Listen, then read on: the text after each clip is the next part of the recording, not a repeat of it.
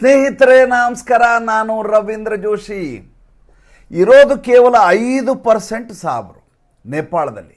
ಆದರೆ ಇವರು ಮಾಡುವಂಥ ಹಿಂಸಾತ್ಮಕ ಕೆಲಸಗಳು, ಇವರು ಮಾಡುವಂಥ ಅಂಡರ್ವರ್ಲ್ಡ್ ಕೆಲಸಗಳಿದಾವಲ್ಲ, ಒಂದು ಇಡೀ ದೇಶವನ್ನು ಅಲ್ಲಾಡಿಸಬಲ್ಲವು. ಆ ರೀತಿಯದಾದಂಥ ಪ್ರಚಂಡ ವಿಧ್ವಂಸಕ ಶಕ್ತಿ ಇವರಿಗಿದೆ. ಈಗ ಇವರನ್ನು ಅಲ್ಲಿಂದ ಓಡಿಸುವ ಕೆಲಸ ಶುರುವಾಗಿದೆ. ಪಲಾಯನಗೈತಾ ಇದ್ದಾರೆ. ಈ ನೇಪಾಳವನ್ನು ತೊರೆದು ಇವರೆಲ್ಲ ಭೂತಾನಿಗೆ ಹೋಗ್ತಾರೆ. ಇವರು ಕೇವಲ ಭೂತಾನಕ್ಕೆ ಹೋಗಲ್ಲ. ಇವರು ಈ ಕಡೆ ಬಿಹಾರ್ ಕಡೆ ಹೋಗ್ತಾರೆ, ಈ ಕಡೆ ಅಸ್ಸಾಂ ಕಡೆ ಬರ್ತಾರೆ, ಜಾರ್ಖಂಡ್ ಕಡೆ ಹೋಗ್ತಾರೆ. ಎಲ್ಲೆಲ್ಲಿ ಹೋಗ್ಲಿಕ್ಕೆ ಸಾಧ್ಯವೋ ಎಲ್ಲ ಕಡೆ ಹೋಗ್ತಾರೆ. ಉತ್ತರ ಪ್ರದೇಶ ಕಡೆ ಹೋಗಲ್ಲ. ಯಾಕಂದ್ರೆ ಉತ್ತರ ಪ್ರದೇಶದಲ್ಲಿ ಯೋಗಿ ಆದಿತ್ಯನಾಥ್ ಅವರ ಚಡಿ ಕಾಯ್ತಾ ಇರ್ತದೆ, ಪೊಲೀಸರ ಚಡಿ.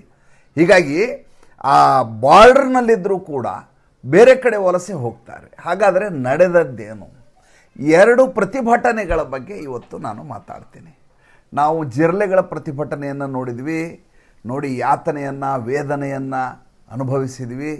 ಇನ್ನಿಲ್ಲದ ಹಾಗೆ ಮನಸ್ಸಿಗೆ ಒಂದು ರೀತಿಯದಾದಂಥ ಭಾಳ ದೊಡ್ಡ ಮಟ್ಟದ ಹತಾಶೆ ಉಂಟಾಗಿತ್ತು. ಆದರೆ ಈ ಪ್ರೊಟೆಸ್ಟ್ಗಳ ಬಗ್ಗೆ ಹೇಳ್ತೀನಿ, ಭಾಳ ಮಜಾ ಇದೆ.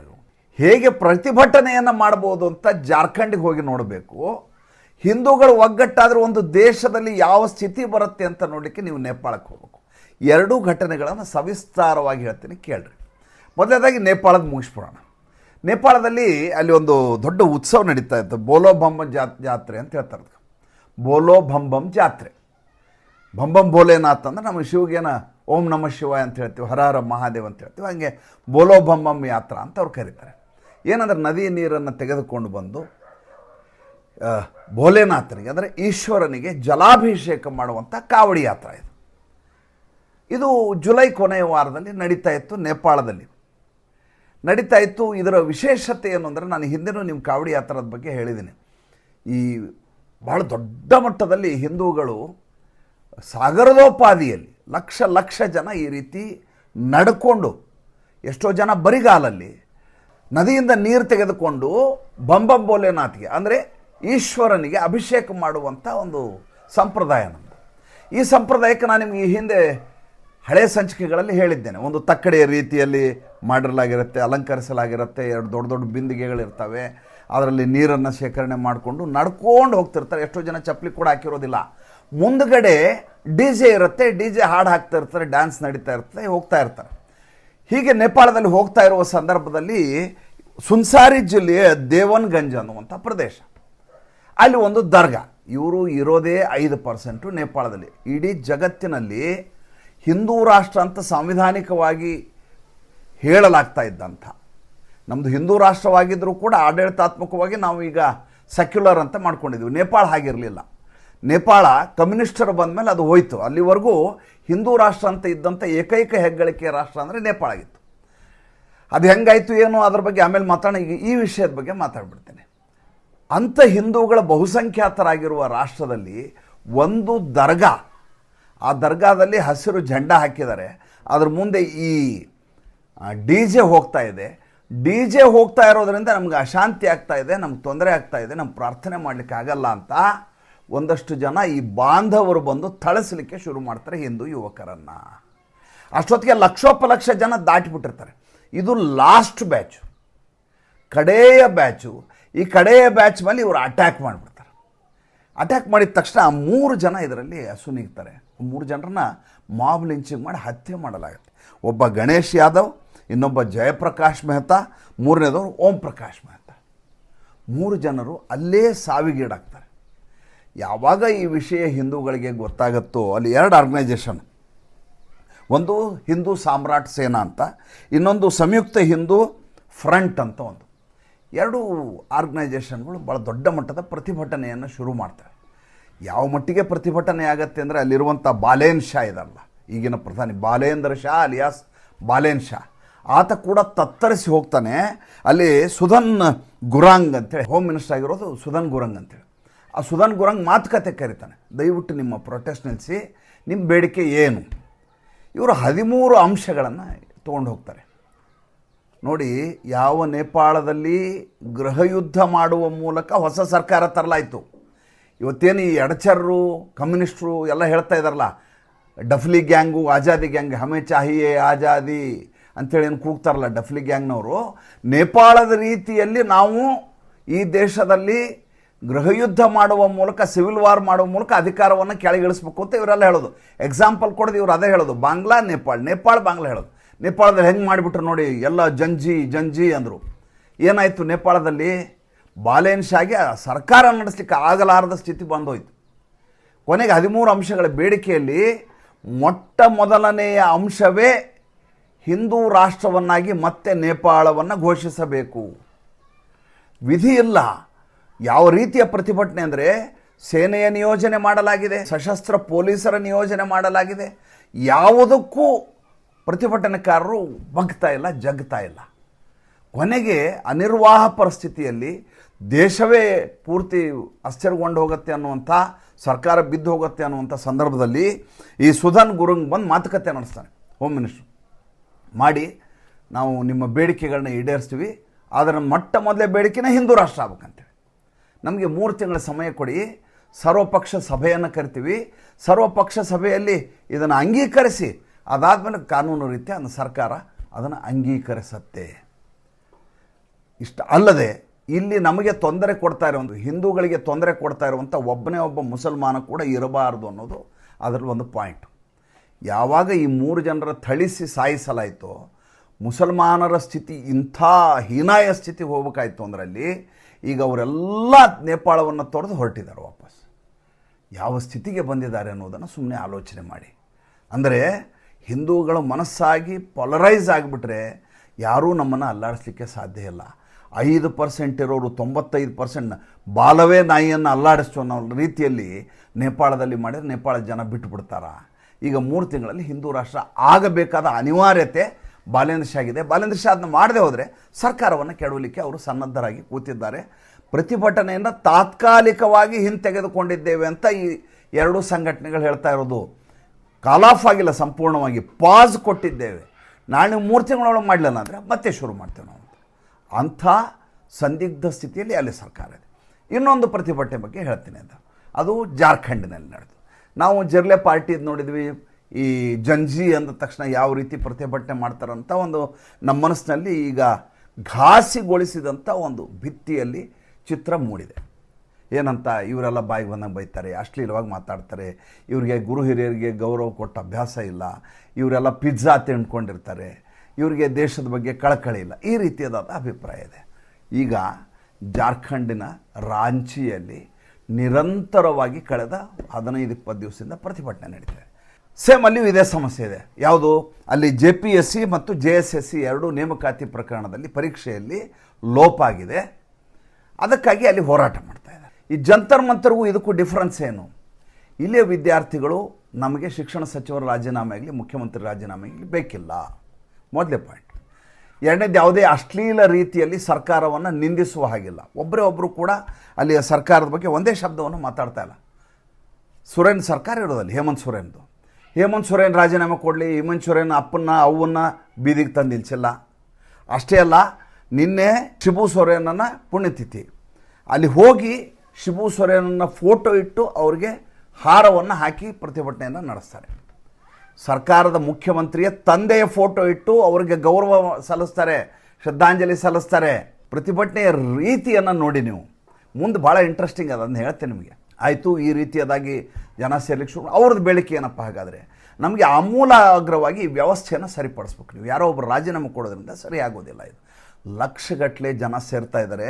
ಜಂತರ್ ಮಂತರ್ ಯಾವ ಮೂಲೆಗೂ ಅಲ್ಲ. ಜಂತರ್ ಮಂತರ್ ಸಣ್ಣ ಜಾಗ ಆಗಿರೋದ್ರಿಂದ, ಈಗ ಕಿರಿದಾದ ರಸ್ತೆ ಇರೋದ್ರಿಂದ ಭಾಳ ಜನ ಕಾಣೋರು. ಇದು ಹಾಗಲ್ಲ, ದೊಡ್ಡ ಸರ್ಕಲ್ ಇದೆ. ನಿಮ್ಗೆ ಅದ್ರ ಫೋಟೋಗಳು ಹಾಕ್ತೀನಿ ಇಲ್ಲಿ ನೋಡಿ ಅದನ್ನ. ಆದರೆ ಒಂದೇ ಒಂದು ಡಫ್ಲಿ ಗ್ಯಾಂಗ್ ಇಲ್ಲ, ಒಂದೇ ಒಂದು ಕೆಟ್ಟ ಶಬ್ದಗಳ ಘೋಷಣೆಗಳಿಲ್ಲ, ಯಾವುದೇ ಅಜೆಂಡಾ ಇಟ್ಟುಕೊಂಡು ಲೆಫ್ಟಿಸ್ಟು ಆ ರೀತಿ ಕಮ್ಯುನಿಸ್ಟರು ಅಂಥ ಯಾವುದೇ ಸೀನ್ಗಳಿಲ್ಲ. ಕೇವಲ ಈ ನಮ್ಮ ಬೇಡಿಕೆ ಏನಿದೆ ಅದನ್ನು ನೀವು JPSC ಮತ್ತು JSSCಯ ಈಗಾಗಿರೋ ಪರೀಕ್ಷೆಯನ್ನು ರದ್ದುಗೊಳಿಸಬೇಕು, ಹೊಸದಾಗಿ ಪರೀಕ್ಷೆ ಮಾಡಬೇಕು. Point number 1. ಎರಡನೇದು, ಬ್ಲ್ಯಾಕ್ ಲಿಸ್ಟ್ನಲ್ಲಿರುವಂಥ ಕಂಪನಿಗಳಿಗೆ ನೀವು ಪರೀಕ್ಷೆ ನಡೆಸಲಿಕ್ಕೆ ಔಟ್ಸೋರ್ಸ್ ಮಾಡಿದೆ ಸರ್ಕಾರ, ಅದನ್ನು ರದ್ದು ಮಾಡಬೇಕು. ಪ್ರೈವೇಟ್ ಕಂಪ್ನಿಯವ್ರು ನಮ್ಮ ಪರೀಕ್ಷೆ ಯಾಕೆ ನಡೆಸಬೇಕು? ಸರ್ಕಾರ ಜವಾಬ್ದಾರಿಯುತವಾಗಿ ಉತ್ತರದಾಯಿತ್ವವನ್ನು ತೆಗೆದುಕೊಂಡು ಪಾರದರ್ಶಕವಾಗಿ ವಿದ್ಯಾರ್ಥಿಗಳಿಗೆ ಯೋಗ್ಯ ಅನಿಸುವ ಹಾಗೆ ನ್ಯಾಯ ಸಲ್ಲುವ ಹಾಗೆ ಪರೀಕ್ಷೆ ನಡೆಸಿ. ಪ್ರೈವೇಟ್ನವರು ಬ್ಲ್ಯಾಕ್ ಲಿಸ್ಟೆಡ್ ಕಂಪ್ನಿ ಬಂದು ನಮ್ಮ ಪರೀಕ್ಷೆ ನಡೆಸಿ ಅಲ್ಲಿ ಅವರೇ ಪೇಪರನ್ನು ಹಂಚಿ ಅವರೇ ಮಾರಾಟ ಮಾಡಿಕೊಂಡು ಅವರೇ ಅದನ್ನು ದಂಧೆ ಮಾಡುವ ಬದಲು ಸರ್ಕಾರ ಈ ಪರೀಕ್ಷೆಯನ್ನು ನಡೆಸಲಿ. ಈ ರೀತಿಯಾದ 7 ಬೇಡಿಕೆಗಳನ್ನು ಅವರು ಇಟ್ಟಿದ್ದಾರೆ. ಇದು ಯಾವ ರೀತಿ ಆಗಿಬಿಟ್ಟಿದೆ ಅಂದರೆ ಈಗ ಸರ್ಕಾರಕ್ಕೆ ಭಾಳ ದೊಡ್ಡ ಸಮಸ್ಯೆ ಆಗಿಬಿಟ್ಟಿದೆ. ಇವರು ರಾಜಕಾರಣಿಗಳಿಗೆ ವೇದಿಕೆ ಕೊಡ್ತಾರೆ. ನಿನ್ನೆಲ್ಲ ಮೊನ್ನೆ ಕಾಂಗ್ರೆಸ್ನವ್ರು ಬಂದರು ಅಲ್ಲಿಗೆ. ಮೊದಲು ಈ ಹೋರಾಟಕ್ಕೆ ಏನಂತ ಹೇಳಾಯಿತು, ಅಲ್ಲಿ ಕಾಂಗ್ರೆಸ್ನ ಸರ್ಕಾರ JMM ಮತ್ತು ಕಾಂಗ್ರೆಸ್ನ ಮೈತ್ರಿ ಸರ್ಕಾರದಿಂದ BJP ಹೋರಾಟವನ್ನು ಮಾಡಿಸ್ತಾ ಇದೆ. BJP ಅವರು ಬಂದು ರೈಟ್ ವಿಂಗ್ನವ್ರು ಬಂದು ಇಲ್ಲಿ ಹೋರಾಟ ಮಾಡಿ ಸರ್ಕಾರವನ್ನು ಅಸ್ಥಿರಗೊಳಿಸುವ ಪ್ರಯತ್ನ ಮಾಡ್ತಾ ಇದ್ದಾರೆ ಅಂದರು. ನೋಡಿದರೆ ಆ ಕಡೆಯಿಂದ ಆದಿವಾಸಿಗಳು ಬಂದರು, ಈ ಕಡೆಯಿಂದ ಉಳಿದ ಸಂಘಟನೆಗಳು ಸೇರಿಕೊಂಡು, ಮುಸಲ್ಮಾನ ಸಂಘಟನೆ ಅದರಲ್ಲಿ ಸೇರ್ಕೊಳ್ತೀವಿ, ಗುಡ್ಡಗಾಡು ವಿದ್ಯಾರ್ಥಿಗಳ ಸಂಘಟನೆ ಸೇರ್ಕೊಳ್ತೀವಿ, ಟ್ರೈಬಲ್ ಸ್ಟೂಡೆಂಟ್ಸ್ ಅಸೋಸಿಯೇಷನ್ ಅದು ಸೇರ್ಕೊಳ್ತೀವಿ. ಎಲ್ಲರೂ ಸೇರ್ಕೊಂಡು ಕೂಡಲೇ ಇವ್ರಿಗೆ ಏನು ಮಾಡಬೇಕು ಅರ್ಥ ಆಗಲಿ. ಇದು BJPದು ಅನ್ಲಿಕ್ಕಾಗಲ್ವಲ್ಲ. ನೋಡಿದರೆ ಗಲಾಟೆ ಮಾಡದೇ ಇರೋದು ಎಲ್ಲ ಮಾಡೋದು ನೋಡಿದರೆ BJPದು RSSದು ಅನಿಸ್ಬೇಕು. ಆದರೆ ಬಂದಿರೋ ಸಂಘಟನೆಗಳು ಎಲ್ಲ ಸೇರ್ಕೊಂಡ್ಬಿಟ್ಟಿದ್ದಾರೆ. ಏನು ಮಾಡೋದೀಗ? ಭಾಳ ದೊಡ್ಡ ಸಮಸ್ಯೆ ಆಯಿತು. ಆವಾಗ ಕಾಂಗ್ರೆಸ್ ಎಂಟ್ರಾಯಿತು. ಕಾಂಗ್ರೆಸ್ ಎಂಟ್ರಾಗಿ ನಾವು ನಿಮ್ಮ ಜೊತೆ ಪ್ರತಿಭಟನೆಯಲ್ಲಿ ಸೇರ್ಕೋತೀವಿ ಅಂತೇಳಿ ಫುಡ್ ಬಾಸ್ಕೆಟ್ ಗಿಸ್ಕೆಟ್ ಎಲ್ಲ ಆಹಾರದ ಪೊಟ್ಟಣಗಳನ್ನ ಹಿಡ್ಕೊಂಬಂದ್ರು. ಹೇಳಿದರು, ನೋಡಿ ನೀವು ಬಂದಿದ್ದೀರಿ, ಆಹಾರದ ಪೊಟ್ಟಣ ಕೊಡ್ತೀನಿ ಅಂತೀರಿ, ಕೊಡಿ, ನಮ್ಮದೇನು ಅಭ್ಯಂತರ ಇಲ್ಲ. ಆದರೆ ವೇದಿಕೆಯ ಮೇಲೆ ಹೋಗಿ ನೀವು ಭಾಷಣ ಮಾಡೋ ಹಾಗಿಲ್ಲ, ನಿಮ್ಮ ಅಜೆಂಡಾವನ್ನು ಇಲ್ಲಿ ಇಡೋ ಹಾಗಿಲ್ಲ. ಯಾವುದೇ ರಾಜಕೀಯ ಪಕ್ಷಗಳಿಗೆ ನಮ್ಮ ವೇದಿಕೆಯನ್ನು ಕೊಡೋದಿಲ್ಲ. ಅದು ಯಾವುದೇ ಪಕ್ಷ ಇರ್ಬೋದು, JMM, ಕಾಂಗ್ರೆಸ್ಸೋ, BJPನೋ, JDUನೋ, ಯಾವುದೇ ಪಕ್ಷ, ಯಾರಿಗೂ ನಾವು ವೇದಿಕೆಯನ್ನು ಕೊಡೋದಿಲ್ಲ ನಾವು. ಈಗ ದೊಡ್ಡ ಇಕ್ಕಟ್ಟಾಗಿಬಿಡುತ್ತೆ. ಹೇಗೆ ಆವಾಗ ಭಾರತದಲ್ಲಿ ಸ್ವಾತಂತ್ರ್ಯ ಹೋರಾಟದ ಸಂದರ್ಭದಲ್ಲಿ ಹೋರಾಟಗಾರರ ತೀವ್ರತೆಯನ್ನು ಹತ್ತಿಕ್ಕಲಿಕ್ಕೆ ಹ್ಯೂಮನನ್ನು ಕೂಡಿಸಿ, ಬ್ರಿಟಿಷ್ ಅಧಿಕಾರಿಯನ್ನು ಕೂಡಿಸಿ ಕಾಂಗ್ರೆಸ್ ಎನ್ನುವಂಥ ಪಕ್ಷವನ್ನು ಹುನ್ನಾರದಿಂದ ಸ್ಥಾಪನೆ ಮಾಡಿ ಚಳವಳಿಯನ್ನು ಹತ್ತಿಕ್ಕುವ ಪ್ರಯತ್ನ ಆಯ್ತಲ್ಲ, ಅದೇ ರೀತಿಯಲ್ಲಿ ಇದ್ದಕ್ಕಿದ್ದ ಹಾಗೆ ಈ ಕಡೆಯಿಂದ JNUನವರಿಂದ ಪ್ರತಿಭಟನೆಯನ್ನು ಶುರು ಮಾಡಿಸೋ ಕೆಲಸ ಒಂದು ಕಡೆ. ಮತ್ತೊಂದು ಕಡೆ ಅಲ್ಲಿ ಒಂದು JKLF ಅಂತ ಒಂದು ಪೊಲಿಟಿಕಲ್ ಪಾರ್ಟಿ ಇದೆ. ಆ JKLF ಪೊಲಿಟಿಕಲ್ ಪಾರ್ಟಿಯ ಮುಖ್ಯಸ್ಥನ ಹೆಸರು ಜಯರಾಮ್ ಮೆಹತೋ ಅಂಥೇಳಿ. ಈ ಜಯರಾಮ್ ಮೆಹತೋ ಏನು ಮಾಡ್ದ ಅಂದರೆ ತನ್ನ ಇನ್ನೊಬ್ಬ ಶಿಷ್ಯನನ್ನು ಅಲ್ಲಿ ಬಿಟ್ಟ, ದೇವೇಂದ್ರನಾಥ್ ಮೆಹತೋ ಅಂತೇಳಿ. ಆತ ಬರ್ತಾನೆ ಆ ಗ್ರೌಂಡ್ನಲ್ಲಿ ಬಂದು, ಇದು ನಮ್ಮದು, ಇದು ಹೋರಾಟ, ನಾನು ಇದರ ಲೀಡ್ರು ಅಂತ. ಅವ್ರು ಹೇಳ್ತಾರೆ, ಯಾರಿಗೂ ಇಲ್ಲಿ ನಮ್ಮಲ್ಲಿ ಲೀಡರ್ಶಿಪ್ ಇಲ್ಲ, ಎಲ್ಲ ಸೇರಿ ಮಾಡ್ತಾ ಇರೋದು, ನಮ್ಮದೊಂದು ಜಂಟಿ ಕ್ರಿಯಾ ಸಮಿತಿ ಅಂತ ಮಾಡಿದ್ದೀವಿ, ಅದ್ರ ಮೂಲಕ ನಾವು ಹೋರಾಟ ಇಲ್ಲ, ನಾನು ಅನುಮತಿ ತೊಗೊಂಡೆ, ನಾನು ಈ ಗ್ರೌಂಡ್ನಲ್ಲಿ ನಾ ಮಾಡ್ತೀನಿ. ಆಯಿತು, ನೀವು ಮಾಡ್ಕೊಂಡೆ ಅಂತ ಎಲ್ಲ ಆ ಕಡೆ ಹೊರಟೋಗ್ಬಿಟ್ರು. ಈತ ಇಲ್ಲೇ ಕೂತ್ಕೊಂಡೆ ಏನು ಮಾಡೋದೀಗ, ಇದು ಕ್ಲಿಕ್ ಆಗಲಿಲ್ಲ. ನಾ ಹಂಗಾರೆ ಆಮರಣ ಅಂತ ಉಪವಾಸ ಸತ್ಯಾಗ್ರಹ ಕೊಡ್ತೀನಿ ಅಂತ ಫೋಟೋ ಇಟ್ಕೊಂಡು ಕೂತ. ಯಾವ ವಿದ್ಯಾರ್ಥಿಗಳು ಬರಲಿಲ್ಲ, ಇಬ್ಬಾಗ ಮಾಡುವ ಪ್ರಯತ್ನ ನಡೀತು, ಇಬ್ಬಾಗ ಆಗಲಿಲ್ಲ. ಕೊನೆಗೆ ಈತ ಅನ್ಷನ್ ಅಂತ ಕೂತ್ಕೊಂಡ. ಈತನ ಬೇಡಿಕೆ ಏನು, ಪ್ರಿಲಿಮ್ಸ್ ಎಕ್ಸಾಮನ್ನು ರದ್ದು ಮಾಡಿ, ಅದು ಮಾಡಿಬಿಟ್ರೆ ನಾವು ಪ್ರತಿಭಟನೆ ನಿಲ್ಲಿಸ್ಬಿಡ್ತೀವಿ. ಇವನ ಮಾತನ್ನು ಮೀರ್ಕೊಂಡು ಎಲ್ಲರೂ ಒಪ್ಕೊಂಡು ಎಲ್ಲರೂ ಸೇರಿಬಿಟ್ಟಿದ್ರೆ ಪ್ರತಿಭಟನೆ ಮುಗಿದು ಹೋಗುತ್ತೆ ಅಂತ ಅವ್ರ ಲೆಕ್ಕಾಚಾರ. ಯಾವಾಗ ವಿದ್ಯಾರ್ಥಿಗಳು ಪ್ರತ್ಯೇಕವಾಗಿ ಹೋಗಿ ನಿನ್ನ ಪಾಡಿಗೆ ನೀವು ಮಾಡ್ಕೊಂಡು, ಯಾವಾಗ ಇವನು ಉಪವಾಸ ಕೂತ್ಕೊಂಡು, ಅವಾಗ ಇವ್ನು ತಲೆ ಕೆಟ್ಟು ಹೋಯ್ತು. ಇವ್ರು ಕೂತವ್ರು ದೇವೇಂದ್ರನಾಥ್ ಆ್ಯಂಡ್ ಗ್ಯಾಂಗು, ದೇವೇಂದ್ರನಾಥ್ ಮೆಹತೋ ಅಂತೇಳಿ ಆತನ ಹೆಸರು. ಅವರು ಸೋನಮ್ ವಾಂಗ್ಚುಕ್ ಕಡೆಯಿಂದ ಫೋನ್ ಮಾಡಿಸ್ಕೊತಾರೆ, ನೀವು ಅನ್ಷನನ್ನು ವಾಪಸ್ ತೊಗೊಳ್ಳಿ, ಸರ್ಕಾರ ಜೊತೆ ನಾನು ಮಾತಾಡ್ತೀನಿ ಅಂತ ಸೋನಮ್ ವಾಂಗ್ಚುಕ್ ಹೇಳ್ತಾನೆ. ಸರ್ಕಾರ ಹೇಳೋದಿಲ್ಲ, ಸೋನಮ್ ವಾಂಗ್ಚುಕ್ ಹೇಳಿದ್ದಕ್ಕೆ ಈತ ತನ್ನ ಅನ್ಷನ್ ಅಂದರೆ ನಿರಶನವನ್ನು, ಉಪವಾಸ ಸತ್ಯಾಗ್ರಹವನ್ನು ಕೈ ಬಿಡ್ತಾನೆ. ಆ ಕಡೆ ದಿನದಿಂದ ಜನಕ್ಕೆ ಜಾಸ್ತಿ ಆಗ್ತಾರೆ. ವಿಧಾನಸಭಾ ಚಲೋ ಅಂತ ಆಗಸ್ಟ್ 10ಕ್ಕೆ ಫಿಕ್ಸ್ ಮಾಡ್ತಾರೆ. ಆಗಸ್ಟ್ 10ಕ್ಕೆ ಈ ರೀತಿ ಬಂದುಬಿಟ್ರೆ ಹೇಗೆ, ಅದಕ್ಕೆ ಏನು ಮಾಡ್ತಾರೆ, ನೇರವಾಗಿ ಜಿರ್ಲೆ ಗ್ಯಾಂಗಿಗೆ ಫೋನ್ ಹೋಗುತ್ತೆ. ಜಿರ್ಲೆ ಗ್ಯಾಂಗ್ನಲ್ಲಿ ನೆಹಾ ಬೋರಾ ಅಂತ, ಮುಂಚೆ ಉಪವಾಸ ಕೂತಿದ್ದೀನಿ ಅಂತ ನಾಟಕ ಮಾಡು ಟಾಟಾ ನೆಕ್ಸಾನ್ ಕಾರಲ್ಲಿ ಡೈಲಿ ಬರೋ, ಇವ್ರ ಕೈ ಅಕ್ಕಪಕ್ಕ ಇಬ್ಬರು ಸಹವರ್ತಿಗಳ ಹೆಗಲ ಮೇಲೆ ಕೈ ಇಟ್ಕೊಂಡು ನಡ್ಕೊಂಡು ಬರೋ, ನೆನಪಿದೆಯಾ ನಿಮಗೆ? ಜಂತರ್ ಮಂತರ್ದು ಹೋರಾಟದ ಸಂದರ್ಭದಲ್ಲಿ ಉಪವಾಸ ಕೂತಿದ್ರು ಅಂತ. ನೆಹಾ ಬೋರಾ ಅಂತ ಪಕ್ಕಾ ಚಾಲು ಹೆಣ್ಮಗಳು. ಎಂಥ ಚಾಲು ಅಂದರೆ ಆಕೆ ಆ್ಯಕ್ಟಿಂಗ್ ನೋಡಿದರೆ ಆಸ್ಕರ್ ಅವಾರ್ಡ್ ಕೊಡ್ಬೇಕು ನೀವು. ಯಾವ ಸಿನಿಮಾ ಸ್ಟಾರು ಈಕೆ ಮುಂದೆ ಆ್ಯಕ್ಟಿಂಗ್ ಮಾಡ್ಲಿಕ್ಕೆ ಸಾಧ್ಯ ಇಲ್ಲ. ಅನ್ಷನ್ ಮುಗಿದ್ವಿ, ಯಾವಾಗ ಪ್ರತಿಭಟನೆ ಮುಗೀತು ಅವತ್ತು ರಾತ್ರಿನೇ ಈಕೆ ಡ್ಯಾನ್ಸ್ ಮಾಡ್ಲಿಕ್ಕೆ ಶುರು ಮಾಡಿದ್ದು ಪಾರ್ಟಿನಲ್ಲಿ. ಅಂಥ ನೆಹಾ ಬೋರಾಯ್ ಈಕೆ 7ನೇ ತಾರೀಕು ನಾವು ಬರ್ತೀವಿ, ನಾವೆಲ್ಲ JNUದಿಂದ ಡಫ್ಲಿ ಗ್ಯಾಂಗ್ ಬರ್ತೀವಿ, ನಾವು ಅಲ್ಲಿ ಬಂದು ಬಿರ್ಸಾ ಮುಂಡಾನ ಪ್ರತಿಮೆಗೆ ಹಾರವನ್ನು ಹಾಕಿ ನಾವು ವಿಧಾನಸಭೆಗೆ 1 ಕಿಲೋಮೀಟರ್ ನಡ್ಕೊಂಡು ಹೋಗ್ತೀವಿ, ಪಾದಯಾತ್ರೆ ಮಾಡ್ತೀವಿ. ಅಂದರೆ ನೆಹಾ ಬೋರಾ ಬರೋ ಮೂಲಕ JNU ಗ್ರೂಪ್ ಬರ್ತಾ ಇದೆ, ಡೆಲ್ಲಿಯಿಂದ ಜನ ಬರ್ತಾ ಇದ್ದಾರೆ ಅಂತ ಪಬ್ಲಿಸಿಟಿ ಮಾಡ್ಲಿಕ್ಕೆ ಶುರು ಮಾಡಿದರು. ಆ ಪಬ್ಲಿಸಿಟಿ ಕೇಳಿ ನೆಹಾ ಬೋರಾ ಬರ್ತಾರೆ ಅಂದ್ಕೂ ಇಲ್ಲಿ ಪಾರ್ಟಿಷನ್ ಆಗಿಬಿಡಬೇಕು, ಒಂದು ಅರ್ಧ ಜನ ಆಕೆ ಜೊತೆ ಹೋಗಿಬಿಡ್ಬೇಕು. 10ನೇ ತಾರೀಕು ನಡೆಯುವಂಥ ವಿಧಾನಸಭಾ ಚಲೋ ಏನಿದೆಯಲ್ಲ, ಜಾರ್ಖಂಡ್ ವಿಧಾನಸಭಾ ಚಲೋವಳಿ ಫೇಲ್ ಆಗಬೇಕು ಅಂತ ಇವರೆಲ್ಲ ಕೂಡಿ ಪ್ಲ್ಯಾನ್ ಮಾಡಿದರು. ಕಾಂಗ್ರೆಸ್ನವರು, JMMನವರು, ಲೆಫ್ಟಿಸ್ಟ್ಗಳು, ಕಮ್ಯುನಿಸ್ಟ್ಗಳು ಎಲ್ಲ ಪ್ಲ್ಯಾನ್ ಮಾಡಿದ್ರು. 7ನೇ ತಾರೀಕಿಗೆ ವಿಶೇಷವಾಗಿ ವಿಮಾನದಲ್ಲಿ ಬಂದು ಇಳಿಯೋದು ರಾಂಚಿಗೆ. ಅಲ್ಲಿಂದ ಆಕೆ ಒಂದು ವಿಶೇಷ ಟ್ಯಾಕ್ಸಿಯಲ್ಲಿ ಆಕೆಯನ್ನು ಕರ್ಕೊಂಬರಲಾಗತ್ತೆ ಬಿರ್ಸಾ ಮುಂಡಾ ಪ್ರತಿಮೆ ಮುಂದೆ. ಇವರೆಲ್ಲ ಬಂದು ಕೂತ್ಕೋತಾರೆ, ಅಲ್ಲಿ ಹಾರ ಹಾಕ್ತಾರೆ. ಅಲ್ಲಿಂದ ವಿಧಾನಸಭಾ ಚಲೋ 1 ಕಿಲೋಮೀಟ್ರ್. ಅಷ್ಟು ಮುಗಿಸಿ 1.5 ಗಂಟೆ ಈ ಪ್ರಹಸನವನ್ನು ಮುಗಿಸಿ ವಾಪಸ್ ಹೋಗ್ಬಿಡ್ತಾರೆ. ಹೀಗೆ ಮಾಡುವ ಮೂಲಕ ಈ ಪ್ರತಿಭಟನೆಯನ್ನು ಹತ್ತಿಕ್ಕುವ ಪ್ರಯತ್ನ ನಡೀತಾ ಇದೆ. ಆದರೆ ವಿದ್ಯಾರ್ಥಿಗಳು ಎಷ್ಟು ಒಗ್ಗಟ್ಟಿನಲ್ಲಿದ್ದಾರೆ ಅಂದರೆ, ಯಾರೇ ಬಂದರೂ ನಮ್ಮದೇನು ಅಭ್ಯಂತರ ಇಲ್ಲ.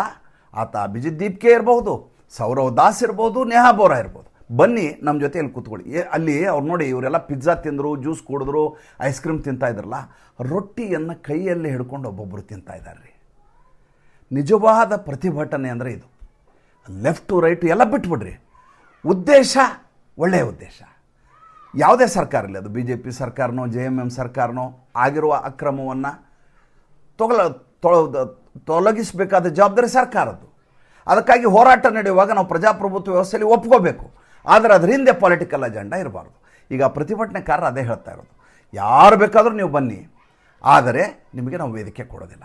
ಇವರು ಈಗಾಗಲೇ ವೇದಿಕೆಯ ಮೇಲೆ ಕೂತು ಮಜಾ ಮಾಡಿ ಅಭ್ಯಾಸ ಆಗ್ಬಿಟ್ಟಿದೆ ಈ ಸಂಭಾಜಿನಗರದ ಜಿಲ್ಲೆಗಳಿಗೆ. ಜಾರ್ಖಂಡ್ಗೆ ಯಾಕೆ ಹೋಗಿಲ್ಲ ನೀವು ಅಂತ ಪತ್ರಿಕಾಗೋಷ್ಠಿಯಲ್ಲಿ ಕೇಳಿದ್ರೆ ಈ ಅಭಿಜಿತ್ ದೀಪ್ಕೆ ಹೇಳ್ತಾನೆ, ಹಮ್ ಜಾಯಂಗೆ ನಾ, ಹಮ್ ಯಹಾ ಸೆ ಬಾತ್ ಕರ್ ರಹೇ ಹೈ ಉನ್ಕೆ ಸಾಥ್. ಇವರು ಇಲ್ಲಿಂದ ಕೂತು ಮಾತಾಡ್ತಾರಂತೆ. ಏನು ದೊಡ್ಡ ಲೀಡರ್ಗಳು ಇವರು. ಇವನು ಯಾವ ತೀಸ್ಮಾರ್ ಖಾನ್ ಅಂತ ಇವನ ಜೊತೆ ಅವ್ರ ಮಾತುಕತೆ ನಡೆಸ್ಬೇಕು ಹೇಳಿ. ಈಗ ನೇಹಾ ಬೋರಾ ಬಂದಾಗ ಏನಾಗತ್ತೆ ಕಾದು ನೋಡಬೇಕಾದಂಥ ಸಂದರ್ಭ. ಪ್ರತಿಭಟನೆ ಹೇಗಾಗಿ ಇರ್ತವೆ ಅನ್ನೋದಕ್ಕೆ ಈ ಸಂಚಿಕೆ ಮಾಡಿದ್ದು. ಸಂಚಿಕೆ ಹೇಗೆ ಅನ್ನಿಸ್ತು ದಯವಿಟ್ಟು ತಿಳಿಸಿ. ಮತ್ತೆ ನಾಳೆ ಹೊಸ ವಿಷಯದೊಂದಿಗೆ ಬರ್ತೀನಿ. ನಮಸ್ಕಾರ.